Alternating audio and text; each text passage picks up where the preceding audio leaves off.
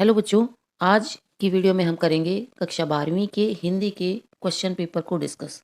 आज आपका हिंदी इलेक्टिव का एग्ज़ाम हुआ है और 3 सेट उसमें आए थे, तो तीनों सेट्स को बारी-बारी से हम डिस्कस करेंगे। तो चलिए शुरू करते हैं सेट नंबर 1 से। इसमें थोड़ा-सा ध्यान ये रखना है आप लोगों को, सीबीएसई की ऑफिशियल आंसर की अभी नहीं आई है और वो शायद पब्लिकली जल्दी से आएगी भी नहीं। वो टीचर्स के लिए शायद उपलब्ध होगी जब आपके पेपर चेक होने शुरू होंगे। तो मैं इस क्वेश्चन पेपर को अपनी समझ के आधार पर डिस्कस कर रही हूँ।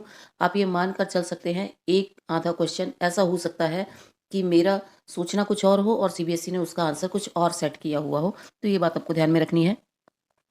चलिए शुरू करते हैं। ये मैंने पहला सेट लिया है। सभी सेट्स में 5 या 6 क्वेश्चन अलग थे और बाकी सारा क्वेश्चन पेपर आपका सेम था। तो सबसे पहले हम गद्यांश को देखेंगे कि गद्यांश आपका कौन सा था। ये सबका सेम गद्यांश था। मनुष्य अपने भविष्य के बारे में चिंतित है, इस तरीके से इसकी शुरुआत थी। क्वेश्चंस देखते हैं। विकसित देश आप किसे मानते हैं? इसका ए आंसर आएगा, जो आधुनिक तकनीक का पूरा उपयोग करते हैं। संसार में वायुमंडल प्रदूषण के यंत्र क्यों बढ़ते जा रहे हैं? विकास के लिए। विकास की होड़ लगी है और इसलिए जो है वायुमंडल प्रदूषण के यंत्र बढ़ते जा रहे हैं। मारक अस्त्रों के भंडार का दिन प्रतिदिन बढ़ने का क्या कारण है? इसका आंसर है डी, परस्पर प्रतिद्वंदिता का बढ़ना। पुराने संस्कारों के परिमार्जन के क्या कारण है? ए और बी दोनों। ये भी डी आंसर है। आधुनिक विज्ञान और तकनीकी विकास दोनों है, तो ये डी ऑप्शन है इसका। किस प्रकार के लोग मानव जाति के भावी विनाश को लेकर आशंकित हैं? संवेदनशील लोग। आप किस प्रकार के लोगों को विवेकी नहीं मानते? प्रकृति का दोहन करने वाले ज्यादा विवेकी नहीं है। मारक अस्त्रों के युद्ध क्षेत्र में प्रयोग करने का क्या परिणाम होगा? पृथ्वी जीवन शून्य हो जाएगा, पृथ्वी पर जीवन नहीं बचेगा। मनुष्य को किस प्रकार का प्राणी बताया गया है? भविष्य की चिंता करने वाला। वनस्पतियों के अस्तित्व पर संकट आने का क्या कारण है? विषाक्त गैस। ये दो कथन दिए गए हैं। भावी महाविनाश की आशंका से मानव समुदाय आतंकित है। मनुष्य ने अपने बौद्धिक बल से अनेक मारक अस्त्र तैयार कर लिए हैं। इन दोनों का बताना है कि ये किस संदर्भ में ठीक है, किस सीक्वेंस में ये ठीक है। तो इसका आंसर डी है। कथन ए सही है, लेकिन आर उसकी गलत व्याख्या करता है। ए सही है। भावी महाविनाश की आशंका से मानव समुदाय आतंकित है, लेकिन अगर वो आतंकित होता तो अस्त्र तैयार नहीं करता। सेकंड पैरा है काव्यांश का, अपठित काव्यांश का। दिवस अवसान का समय, मेघ में आसमान से उतर रही संध्या सुंदरी परिसी। इसको हम देखेंगे। इसका प्रश्न देखेंगे। पहला, प्रस्तुत काव्यांश की विषय वस्तु आधारित है संध्या के समय पर। मेघ में आसमान से उतर रही संध्या सुंदरी में अलंकार है मानवीकरण। तिमिर अंचल में चंचलता का आभास नहीं होने से यह पता चलता है कि चारों ओर अंधेरा है। इसका अगर किसी ने वातावरण शांत है ये लगाया है तो इसकी भी उम्मीद की जा सकती है, हो सकता है इसका ये आंसर हो, लेकिन मुझे चारों ओर अंधेरा लगता है। दिवस अवसान का समय पंक्ति के संदर्भ में अवसान शब्द का क्या अर्थ है? समाप्त होना, दिन का समाप्त होना। अगर संध्या सुंदरी को स्वतंत्रता आंदोलन के परिप्रेक्ष्य में देखा जाए तो संध्या क्या है? भारत माता। इसको हम समझ सकते हैं और किसी से तो ये जुड़ेगा नहीं। गूथे हुए काले बालों में एक तारा मुस्कुरा रहा था। यहाँ तारा किस बात का प्रतीक हो सकता है? उम्मीद सबसे अच्छा आंसर है इसका। आलस्य की लताओं से किसकी तुलना की गई है? कोमलता की तुलना की गई है। संध्या आकाश मार्ग से किस प्रकार पृथ्वी पर आ रही है? बिल्कुल चुपचाप। डी आंसर है इसका। अथवा में जो पैरा है इसको देख लेते हैं। थका हारा सोचता मन, ये वाला पैरा है। प्रश्न देखते हैं इसके। थके हारे मन की उलझन का क्या कारण है? कठिनाइयों से निकलने का मार्ग नहीं सूझना, ये सबसे अच्छा ठीक लग रहा है मुझे। कवि को सामने जो दिख रहा है उसमें उसे सच्चाई मानने में हिचक क्यों हो रही है? क्योंकि कोई भी सच्चाई को स्वीकार नहीं कर रहा। अंधेरे में अंधों की भीड़ क्यों खुश थी? क्योंकि उन्हें उपहार मिल रहे थे। उपहार पाने से क्या अभिप्राय है? स्वार्थ सिद्ध होना, उनके स्वार्थ सिद्ध हो रहे थे। तिमिर के दरबार में दरबान किसे कहेंगे? सत्ता में शरीक लोग, दरबान हम कह सकते हैं।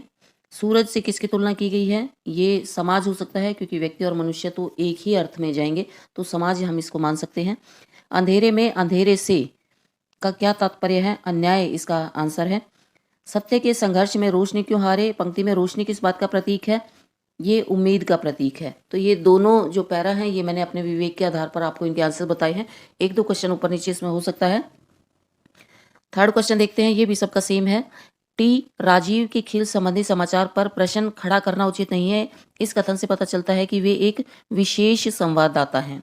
विशेष संवाददाता है तो अपने फील्ड का एक्सपर्ट है, इसलिए उसने जो लिखा होगा वो नो डाउट बहुत अच्छा लिखा होगा, उस पर क्वेश्चन मार्क लगाना ठीक नहीं है। उल्टा पिरामिड शैली में लिखे जाने वाले लेख को क्या कहते हैं? समाचार। इंटरनेट पत्रकारिता की बढ़ती लोकप्रियता का कारण इनमें से क्या नहीं है? युवाओं की रुचि के कारण इनमें से नहीं होगा कि केवल युवाओं की रुचि है इसलिए बढ़ रहा है। इसकी जो विशेषताएं हैं, ये तीनों ऊपर वाली विशेषताएं हैं। दृश्य और प्रिंट माध्यम की खूबियां एक साथ हैं, खबर तेजी से पहुंच जाती हैं, संचार का आधुनिक साधन है।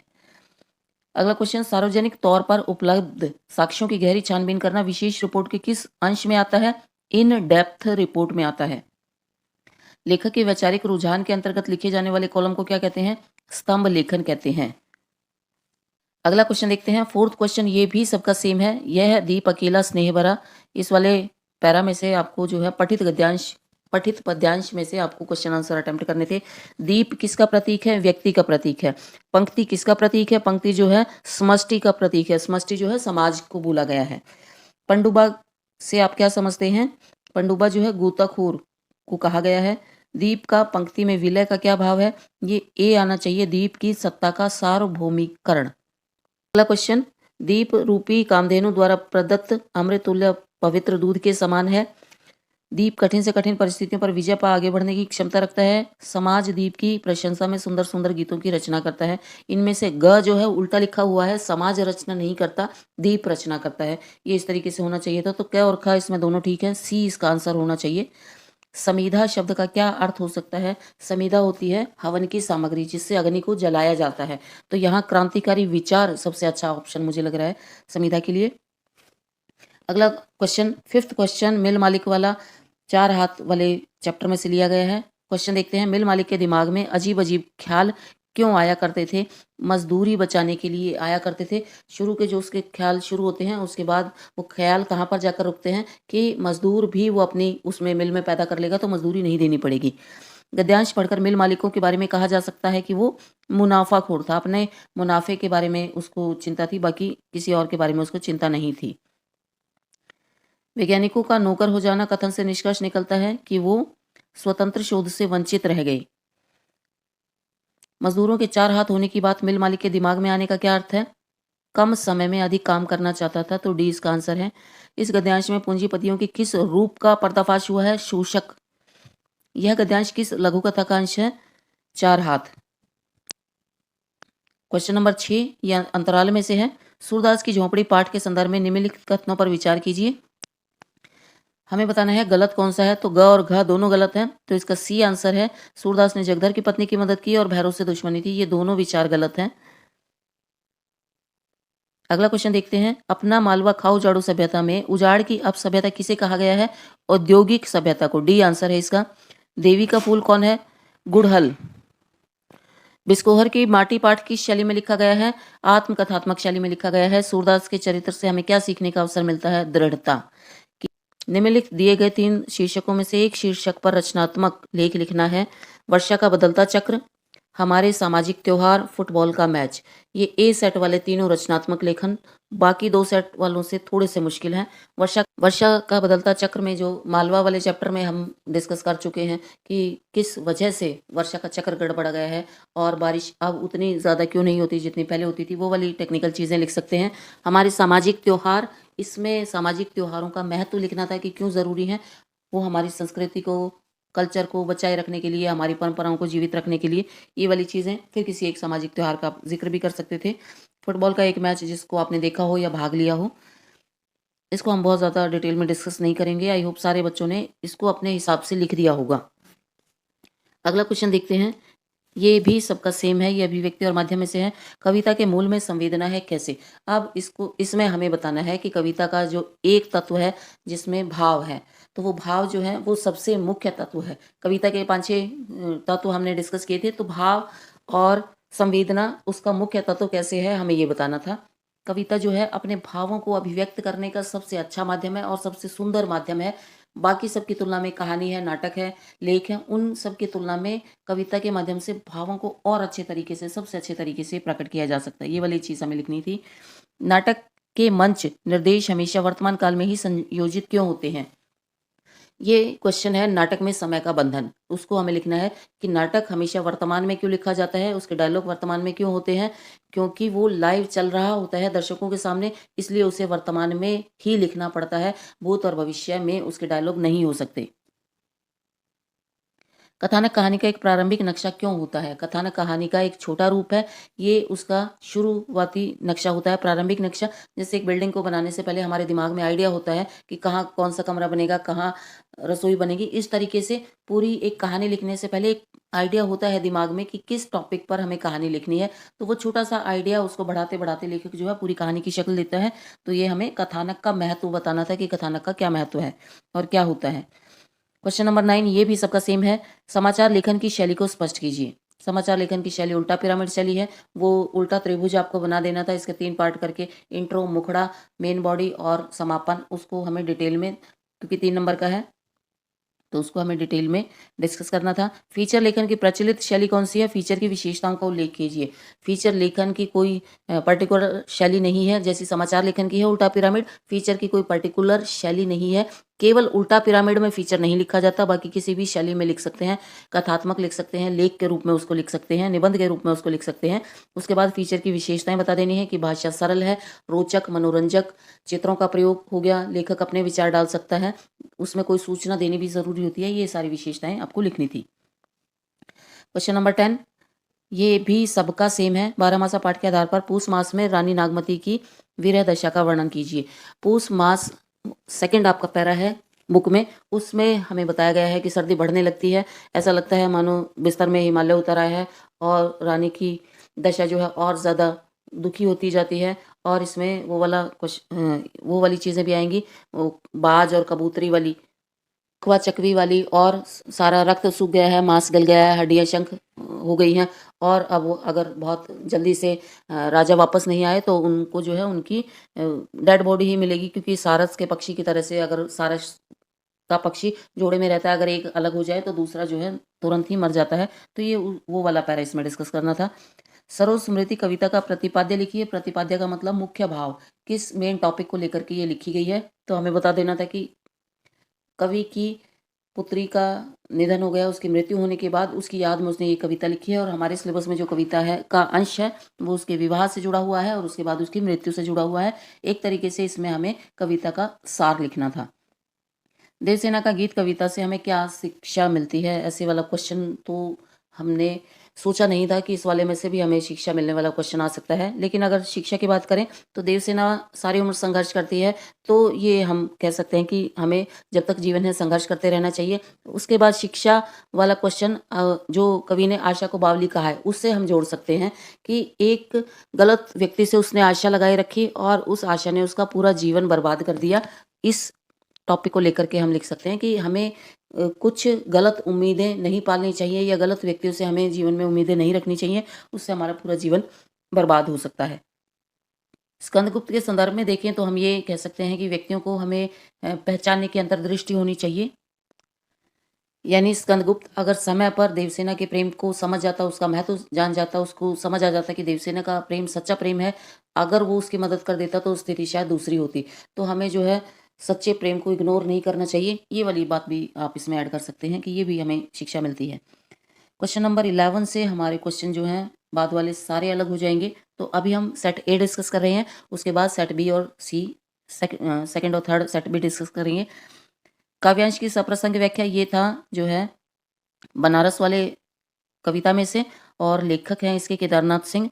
इसमें धीरे धीरे वाला जो ये पूरा पैरा है इसमें हमें बताना है कि बनारस जो है शहर में सारे काम धीरे धीरे होते हैं, लेकिन उस धीरे धीरे होने में ही पूरा शहर आपस में बंधा हुआ है और उसने बहुत सारी चीज़ों को बांध के रखा है, अपनी संस्कृति को बांध के रखा है, अपने परंपराओं को, रीति रिवाजों को बांध करके रखा है, अध्यात्म को बांध के रखा है, ईश्वर को बांध करके रखा है। तो ये वाली सारी चीज़ें इसमें डिस्कस करनी थी।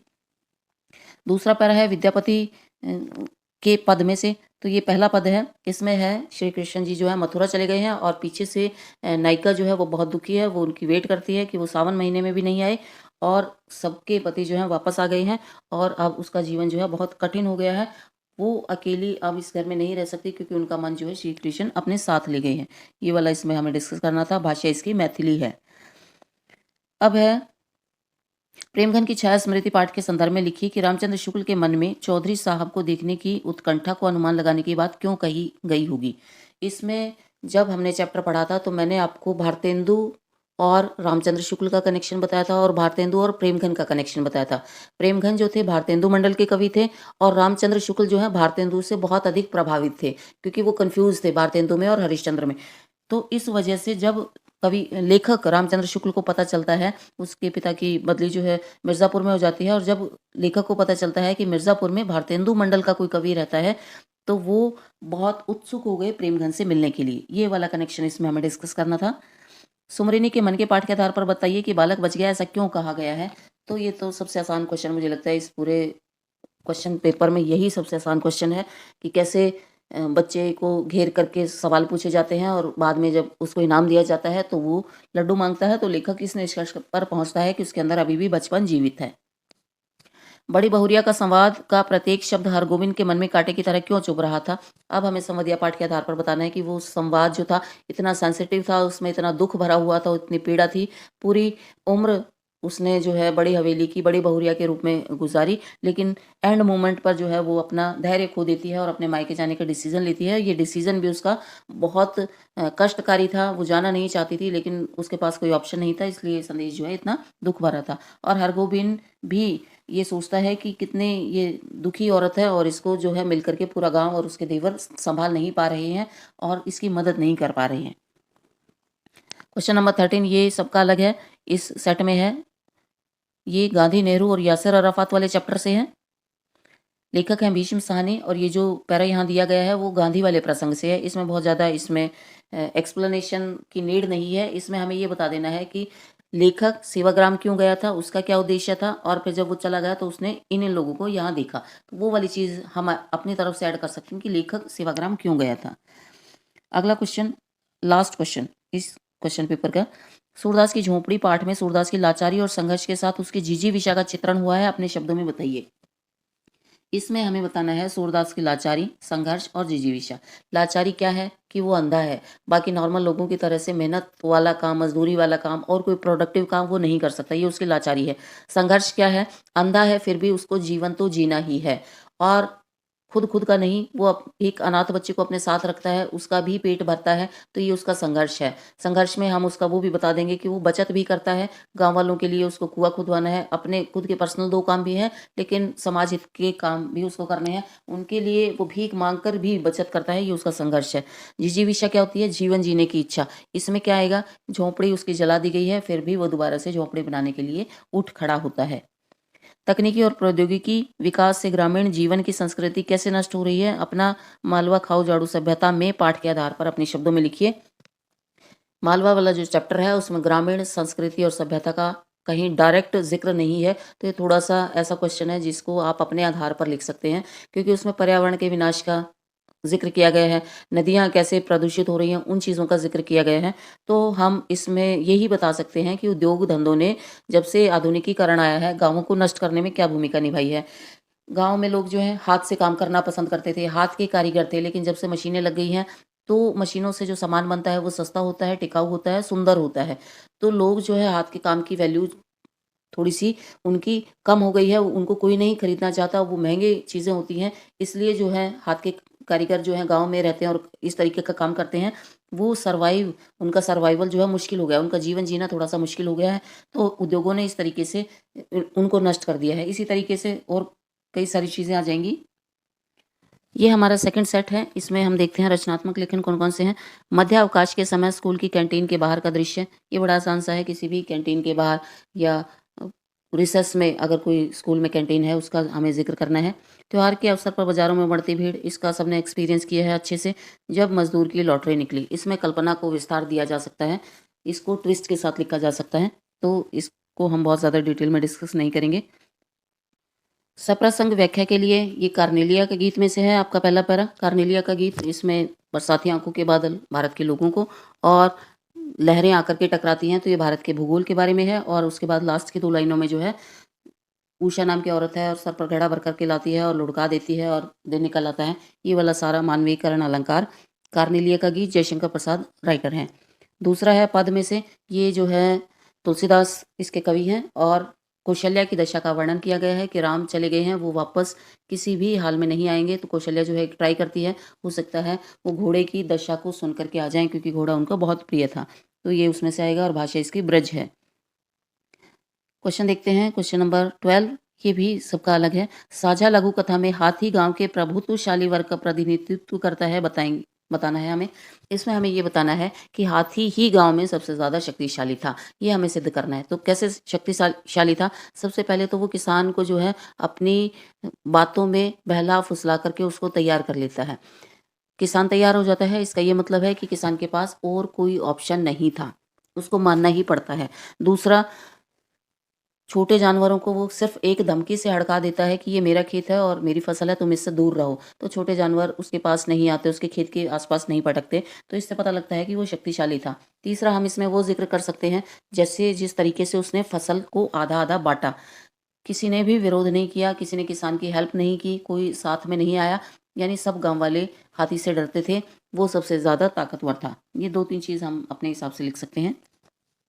सेकंड क्वेश्चन, जहां कोई वापसी नहीं, पाठ के आधार पर लिखिए कि मनुष्य और प्रकृति के बीच औद्योगिकीकरण से खतरा है। किन्हीं 3 कारणों का उल्लेख कीजिए। प्रकृति और मनुष्य के बीच का जो संतुलन है, उसमें औद्योगिकीकरण के कारण बहुत बड़ा खतरा आ गया है। एक बैलेंस, इस क्वेश्चन को हमें लिखना है जहां कोई वापसी नहीं, पाठ के आधार पर। तो हम इसमें क्या क्या लिख सकते हैं? सबसे पहले तो हम ये लिख सकते हैं कि अगर उद्योग लगाए जाते हैं तो सबसे पहले उसके लिए जंगलों को साफ किया जाता है। कोई नया निर्माण होता है तो वहाँ जो प्रकृति ऑलरेडी है, जहाँ पेड़ पौधे हैं, उनको साफ करके ज़मीन को समतल बनाया जाता है। तो जब जो पेड़ काटे जा रहे हैं उनका कोई रिप्लेसमेंट नहीं करता, नए पेड़ उतनी ही संख्या में नहीं लगाए जाते। अगर कुछ लगाए भी जाते हैं तो वो कितने सालों में जाकर के पेड़ बनेंगे, उनकी देखभाल का जिम्मा कोई नहीं उठाता। एक तो ये कारण हो जाएगा। दूसरा, हम ये लिख सकते हैं जैसे कोयले की खदान से खोद करके उन्होंने जो है बिजली बनाने की परियोजना शुरू की। तो जब हम संसाधनों का दोहन करते हैं, हम प्रकृति से कुछ चीज़ लेते हैं तो वापस देने की व्यवस्था नहीं करते। कोयले हमने ज़मीन में से निकाल लिए खोद करके, लेकिन कोयले बनेंगे कैसे? कितने साल, कितने हज़ार साल लगते हैं कोयला बनने में। आगे आने वाली पीढ़ी के लिए जो हम संसाधन खत्म करते जा रहे हैं, उसका हमारे पास कोई रिप्लेसमेंट नहीं है।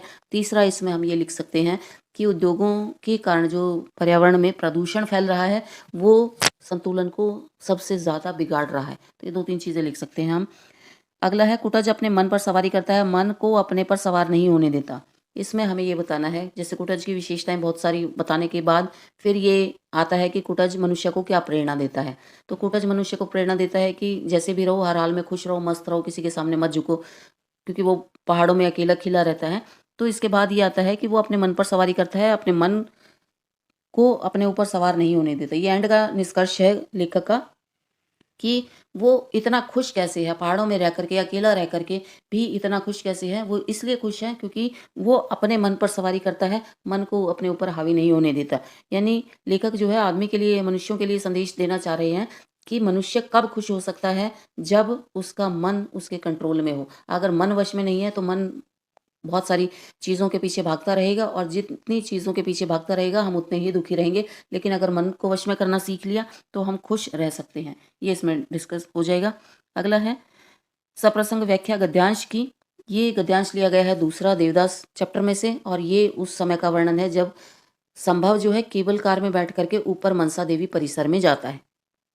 केबल कार का वर्णन है बहुत ज़्यादा एक्सप्लेनेशन के लिए, केवल लास्ट लाइन है इसमें एक्सप्लेनेशन के लिए, और इसमें कुछ नहीं है। तो हमें थोड़ी सी भूमिका बना देनी है, थोड़ा सा ये बता देना है कि वो केबल कार तक क्यों आया, वो कहाँ जा रहा था और क्यों जा रहा था, उसका पर्पस क्या था। और उसके बाद लास्ट लाइन में गुलाबी केबल कार में बैठ गया, गुलाबी रंग उसको कल से बहुत पसंद आ रहा था, ये इसमें एक्सप्लेनेशन की डिमांड है। इसमें हम बता सकते हैं कि गुलाबी रंग उसे इतना अच्छा आज क्यों लग रहा था। तो उस लड़की को उसने गुलाबी साड़ी में देखा था, ये वाली चीज़ें हम जोड़ के इसको लिख सकते हैं। बहुत आसान सी व्याख्या ये थी, अगर आपने लिखी होगी अच्छे से। लास्ट क्वेश्चन देखते हैं इसका, सेट बी का। सूरदास के जीवन की सारी आशाओं का आधार रुपयों की पोटली थी, कैसे? ये भी बड़ा आसान सा क्वेश्चन है। इसमें हमें बताना है कि वो पैसे जोड़ रहा था अपनी 3 इच्छाओं को पूरा करने के लिए। ये 3 इच्छाएं ही उसके जीवन का आधार थी, इसलिए पोटली भी उसके जीवन का आधार थी। उन 3 इच्छाओं को वो इन 500 रुपयों से पूरा करना चाहता था, इसलिए वो उसके जीवन का आधार थी। अपना मालवा खाओ झाड़ू सभ्यता में मालवा धरती गहन गंभीर, डगडग रोटी पग पग नीर का आशय स्पष्ट कीजिए। इसका हमें अर्थ बताना है कि क्या है। तो पहले मालवा बहुत समृद्ध होता था, हर जगह की ज़मीन जो थी बहुत उपजाऊ थी, भोजन प्रोड्यूस कर सकती थी, पेड़ उगा सकती थी, पौधे फसल उगा सकती थी। इसलिए माना जाता था कि डग-डग रोटी की व्यवस्था हो सकती है। पग-पग नीर, हर थोड़ी-थोड़ी जगह पर पानी उपलब्ध था। तो ये पहले मालवा के लिए एक कहावत थी, लेकिन अभी ये कहावत गलत सिद्ध होती जा रही है। हम निष्कर्ष के रूप में ये चीज़ भी इसमें डाल सकते हैं। अब नदियाँ सूख रही हैं, मालवा की धरती जो है शुष्क होती जा रही है, बंजर मरुस्थल बनती जा रही है। ये चीज़ें हम इसमें ऐड करके अपना क्वेश्चन एंड कर सकते हैं। तो ये था हमारा सेट बी। क्वेश्चन नंबर 7 देखते हैं, इसका रचनात्मक लेखन क्या था? ऑनलाइन खरीदारी समय की आवश्यकता। इसमें हम ये बता सकते हैं कि आधुनिक समय में हर व्यक्ति की ज़िंदगी में बड़ी भाग-दौड़ है। वो भाग रहा है अपने काम के पीछे, अपने पैशन को पूरा करने के लिए। तो इस वाली चीज़ों का थोड़ा-सा उदाहरण लिख कर के, थोड़ा-सा इसकी डिटेलिंग में जा कर के, फिर हम ये बता सकते हैं कि आजकल के समय की आवश्यकता है।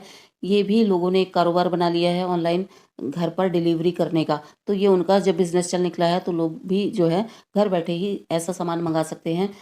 उसके लिए उन्हें अपना समय वेस्ट करके कहीं और नहीं जाना पड़ेगा, फिज़िकली चल कर के। ऐसे ये वाली चीज़ें इसमें हम डिस्कस कर सकते हैं। स्कूल के वार्षिक उत्सव में मेरी भूमिका, अगर किसी बच्चे ने एनुअल डे में पार्टिसिपेट किया है तो वो अपना अनुभव लिख सकता है। बाकी बच्चों को सबने देखा होगा, वो अपना अनुभव लिख सकते हैं। इस तरीके से भी लिख सकते हैं कि मेरी कोई भूमिका नहीं रही, बस मैंने देखा और ये प्रोग्राम था। ऐसे भी चल जाएगा। ये रचनात्मक लेखन है, ये आपकी कल्पना को विस्तार देने का क्वेश्चन है। ई-रिक्शा की सवारी का आनंद हर बच्चे ने लिया होगा, हर बच्चा ई-रिक्शा में बैठा होगा, तो इसको भी आसानी से लिख सकते हैं। अगला क्वेश्चन, क्वेश्चन नंबर 11, सप्रसंग व्याख्या। ये दोबारा से जो है 12 मासा में से आपको एक क्वेश्चन मिला है। लागे हूँ माह, माह महीना यानी आपके बुक का 3rd पैरा, उसमें से इसको हमें इसकी व्याख्या करनी है। मलिक मोहम्मद जायसी इसके राइटर हैं। इसमें बताना है नागमती की हालत कैसी है माघ के महीने में, क्योंकि माघ का महीना ऐसा है, बहुत अधिक सर्दी पड़ती है। जब तक सूरज नहीं निकलता, सर्दी इस महीने की समाप्त नहीं होती और अधिक सर्दी लगने लगती है। और ये महीना जो है धरती से रस उपजाने का महीना है। तो इस महीने में नागमती जो है बहुत अधिक दुखी अपने आप को महसूस कर रही है। ये वाला इसमें हमें लिखना था। सेकंड वाला बहुत ज़्यादा आसान, बसंत आया नामक कविता है, रघुवीर सहाय इसके राइटर हैं। इसमें हमें बताना था कि बसंत की कुछ विशेषताएं होती हैं जो कि लोगों को साहित्य पढ़ कर के पता चलती हैं, लेकिन वो सीधा-सीधा प्रकृति से जुड़कर उन परिवर्तनों को नहीं देख पाते। कैलेंडर से उन्हें पता चलता है कि बसंत आ गया है। ये वाला इसमें डिस्कस करना था। बड़ा आसान सा पैरा है ये तो। क्वेश्चन नंबर 12 देखते हैं। पहचान लघु निबंध के आधार पर लिखिए कि राजा ने अपने राज्य के लोगों को आँख, कान और मुँह बंद करके काम करने का आदेश क्यों दिया होगा? क्योंकि सरकार को अंधी, गूंगी, बहरी जनता पसंद है।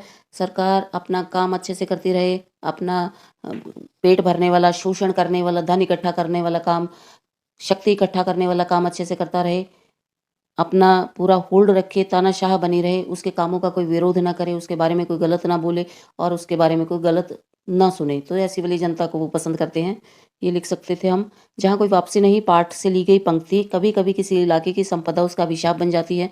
ये भी प्रश्न आसान सा है कि सिंगरौली की प्राकृतिक संपदा जो थी बहुत भरपूर थी। चारों तरफ पहाड़, नदी, खेत, झरने और जंगल, ये वाली सारी चीज़ें और कोयले के भंडार, पूरा भरा पूरा इलाका था। लेकिन जैसे ही उद्योगपतियों की और सरकार की नज़र पड़ी, इस इलाके को पूरी तरह से उजाड़ दिया गया, सारे प्राकृतिक संसाधनों का दोहन कर लिया गया। थर्ड क्वेश्चन, ये भी आसान सही है। संभव ने पूरी श्रद्धा के साथ मनोकामना की गांठ लगाई, सिर झुकाया, नैवेद्य चढ़ाया और वहां से बाहर आ गया। कथन का भाव दूसरा देवदास पाठ के संदर्भ से स्पष्ट कीजिए। इसमें हमें क्या बताना है? इसमें संभव जो है वो बहुत ज़्यादा कर्मकांड में विश्वास नहीं रखता था, लेकिन जब से उसने उस लड़की को देखा था, वो उससे दोबारा मिलना चाहता था। उसे उम्मीद नहीं थी कि वो उसको दोबारा से मिल पाएगा, या इतने बड़े शहर में ढूंढ पाएगा, इतने लोगों के मेले में उसको ढूंढ पाएगा। तब वो ईश्वर की भक्ति का सहारा लेता है कि ईश्वर जो है अगर चाहेगा तो उसको उससे मिला देगा। ये वाला इसमें हमें डिस्कस करना है। इस पर्पज से वो मनसा देवी जाता है, इसी पर्पज से वो मनोकामना का धागा बांधता है और पूरी श्रद्धा से अपनी मन्नत मनसा देवी को बताता है। 13वां क्वेश्चन, ये थोड़ा सा मुश्किल है इस सेट का। ये जो है सप्रसंग व्याख्या है कुटज वाले चैप्टर में से। हालांकि जो इसके अंदर दिया गया मैटर है वो ज़्यादा मुश्किल नहीं है, एक्सप्लेनेशन के हिसाब से वो ठीक है। तो कुटज इसका चैप्टर का नाम है और हजारी प्रसाद द्विवेदी इसके राइटर हैं। और इसमें हमें बताया गया है कि कुटज जो है हमें क्या संदेश देता है जीवन जीने का, कि जीवन जीना एक कला है, एक तपस्या है। अगर हमें जीवन जीना है और अपने अच्छे उसमें फॉर्म में जीवन जीना है, तो इसमें ये है कि सारा संसार अपने मतलब के लिए जीता है। जो व्यक्ति इससे एक कदम आगे बढ़ जाते हैं, दूसरों के लिए जीवन जीते हैं, वो सबसे अच्छा जीवन जीना माना जाता है। 14वां क्वेश्चन, ये आसान सा क्वेश्चन है। जब तक उसे रोते ना देखूंगा यह कांटा ना निकलेगा, इस कथन के आधार पर भैरव का चरित्र चित्रण करना है। भैरव जो कि इस कहानी के खलनायक के रूप में है, सूरदास की झोंपड़ी में आग लगाई है, उसका हमें चरित्र बताना है। तो खलनायक की जितनी विशेषता हो सकती हैं उसमें हमें इसमें डाल देनी है कि सुभागी वाले उससे ये क्वेश्चन मैंने कराया था कि आग क्यों लगाई उसने भैरव ने, तो उसके दो कारण थे, सूरदास से जलन और सुभागी की वजह से जो उसकी गांव में बेइज्जती हो गई थी उस वजह से। तो ये दोनों कारण हम लिख सकते हैं। उसके बाद हम कि शक्की आदमी है या संवेदनहीन है, अपनी पत्नी को भी मारता है। अंधे भिखारी के बारे में भी उसने नहीं सोचा कि झोंपड़ी जला देगा तो वो क्या करेगा, कहाँ रहेगा, कैसे दोबारा अपनी झोंपड़ी बनाएगा। तो संवेदनहीन है, उसको बाकी लोगों के सुख दुख से कोई मतलब नहीं है। एक इसमें हम लालची लिख सकते हैं कि पैसों की पोटली मिल गई तो उसने झोंपड़ी जला दी ताकि झोंपड़ी जलने में पैसों की बात दबकर रह जाए। तो ये 2-3 चीज़ें लिख सकते हैं। दूसरा क्वेश्चन, बिस्कोहर की माटी पाठ के आधार पर बिस्नाथ दूध कटहा हो गए थे, इसका अर्थ बताना है और दूध कटहा होने का कारण लिखना है। दूध कटहा होने का मतलब कि बिस्नाथ जब छोटे थे अपनी माँ का दूध पीते थे तो उनके जब दांत निकलते थे तो दांतों से वो चीज़ों को काट लेते थे। तो जब दांतों से चीज़ों को काटने लगे तो फिर एक दिन उसकी माँ ने उसको थप्पड़ लगा दिया कि उसको गुस्सा आया होगा, उसने उसकी माँ को काट लिया होगा। तो दाई उसकी माँ को समझाती है कि इस उम्र में बच्चों के जब दांत निकलते हैं तो उनके मसूड़ों में टीस उठती है, खुजली होती है, तो वो चीज़ों को काटने दौड़ते हैं। तो ये उसका हमें थोड़ा सा रेफरेंस बता करके और ये बताना था कि दूध इकट्ठा होने का कारण क्या था, उनके दांत निकल रहे थे, इसलिए जो है उनके मन में चीज़ों को काटने की इच्छा होती थी। तो ये था आज क्वेश्चन पेपर जो 12वीं के बोर्ड के एग्ज़ाम में आया था। मैंने इसको अपने तरीके से डिस्कस करने की कोशिश की है। शुरू में ही मैंने बताया था एक आधा क्वेश्चन ऊपर नीचे हो सकता है, तो आप 1-2 नंबर का अप एंड डाउन मान करके, प्लस माइनस मान करके चलिए। और बाकी क्वेश्चन पेपर जो था मुझे एवरेज से थोड़ा सा मुश्किल लगा। प्री बोर्ड के हिसाब से ये बहुत ज़्यादा मुश्किल मुझे लगा, क्योंकि प्री बोर्ड से बच्चों को एक उम्मीद हो जाती है कि इसी तरीके का क्वेश्चन पेपर आने वाला है, लेकिन प्री बोर्ड के मुकाबले बहुत ज़्यादा मुश्किल ये क्वेश्चन पेपर था। प्रश्न जो है घुमा करके, भाषा बदल करके लिखे गए थे, कंफ्यूज करने वाले थे। हालांकि व्याख्या वाले जो पैराग्राफ थे वो आसान थे। रचनात्मक लेखन भी मेरे को एक सेट का थोड़ा सा मुश्किल लगा, बाकी 2 सेट में ऐसे थे कि आप लिख सकते थे, कल्पना करके, स्टोरी बना करके, ट्विस्ट डाल करके लिख सकते थे। अभिव्यक्ति और माध्यम के क्वेश्चन मेरे हिसाब से सरल थे। केवल अंतराल वाले क्वेश्चन थोड़े से ज़्यादा घुमा करके दिए हुए थे। बाकी अगर किसी ने ये रिटर्न वाला पोर्शन, खंड ब वाला पोर्शन अच्छे से अटेम्प्ट किया है, लिख आए होंगे क्वेश्चन आंसर, तो उसमें गुंजाइश होती है नंबर देने की। एमसीक्यू तो गलत हो गया तो गलत, ठीक हो गया तो ठीक, तो रिटर्न वाले में हमारे पास गुंजाइश होती है। मुझसे जितने भी बच्चे जुड़े हुए हैं, आई होप सबका पेपर अच्छा हुआ होगा, क्योंकि एमसीक्यू का तो जैसा मैंने बताया कुछ अलग ही सीन होता है, कहीं से भी कोई भी भाषा घुमा करके वो दे देते हैं। लेकिन पीछे वाले क्वेश्चन आंसर, व्याख्या वाले चैप्टर्स हमने अच्छे से डिस्कस किए थे। रिवीजन के टाइम भी ऑलमोस्ट सारे पॉइंट्स हमने डिस्कस किए थे, बस क्वेश्चनों की भाषा थोड़ी सी घुमा कर दे रखी थी। आई होप सबका पेपर अच्छा गया होगा, सब अच्छा स्कोर करेंगे। Wish you all the best for your next exams. Thanks for watching.